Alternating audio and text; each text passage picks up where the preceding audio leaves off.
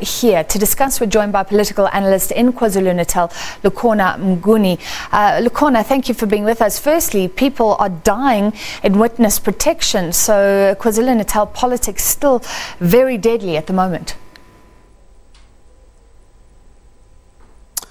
Well, good evening and good evening to your viewers. It's always tragic when people die either under police custody or witness protection. I think even more so under witness protection, because the idea of going into witness protection is that the state realizes that your security needs to be beefed up and you need to be taken away from your immediate environment so that all threats, material threats on your life are actually eliminated and you are placed in a safe house. This incident literally throws a spanner into the works of things if one cannot feel that they will be safe under witness protection. Already there seem to be allegations of malice on the part of police. Of course, that can be followed up by an IPID investigation, and I think the Minister of Police would do well if he moves very quickly on this issue, because of the nature of the connections linking the deceased to a possible to a killing that happened in the Nongoma municipality.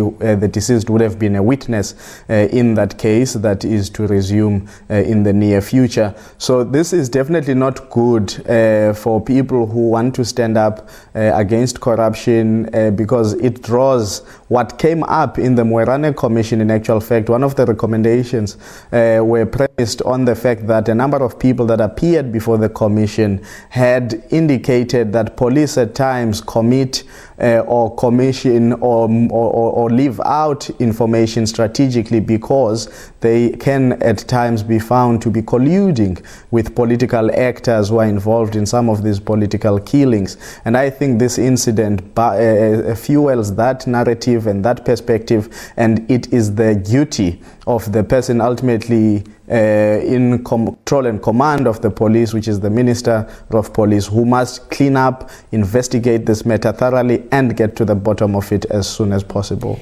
Especially because the family is saying police aren't being very forthcoming in this case. So this would have been a witness to an internal auditor being killed. Lukhona, does that give weight to what the Moerane Commission is saying, that it's not often rival parties, members killing each other, but this is about control of resources, about tenders, about the money that municipalities look after?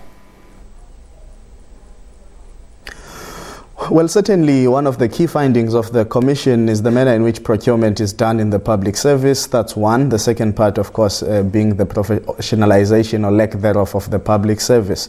It is true that the tendering system in South Africa has invited all sorts of malpractice and at times these kinds of deadly incidents. I mean, you will know not too long ago here in eThekwini municipality, auditors had to be pulled out because they were being threatened in terms of life-threatening messages being sent to them as they were trying to do their work. You will also know that in provinces like the Eastern Cape, for example, if you followed some of the killings that happened there in recent times, there were two accidents that were quite intriguing because they were of two people that had been involved or alleged to have been involved in a deal that was under investigation in the Nguma municipality, and that would have been Mr. Tanzi and Mr. Nombembe, who both died while that matter was still under investigation, and certain malicious acts were also alluded to those killings. So it's quite clear that the tendering system is not as transparent. That's what the Moerane Commission found, at least.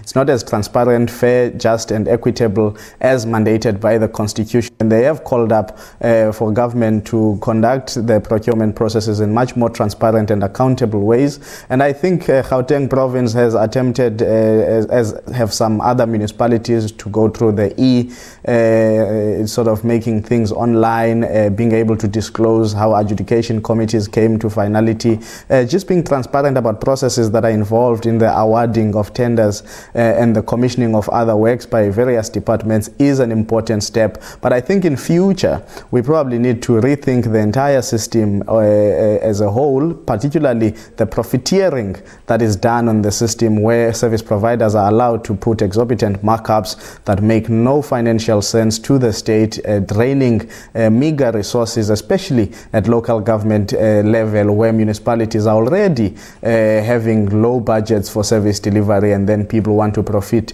at exorbitant levels from singular projects. So I definitely think the jury is out on that system, and the scramble of resources, especially by people at times who don't even have the competencies and the expertise to carry out some of these duties that they are appointed to do, leaving behind shoddy work or incomplete projects. So we definitely need a serious conversation there, and it is quite sad that the current government has not come to the party to deal with that aspect with a bit of haste.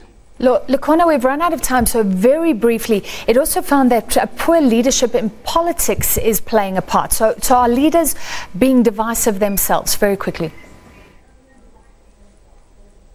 Well, very quickly, I mean, it's not just leadership that was put to the test there by the commission. It was also an issue of membership, because remember, leadership is elected among the membership. So there was a call for political education within political parties, making sure members are rooted in principles of constitutionalism, democracy, tolerance, and openness to dissent.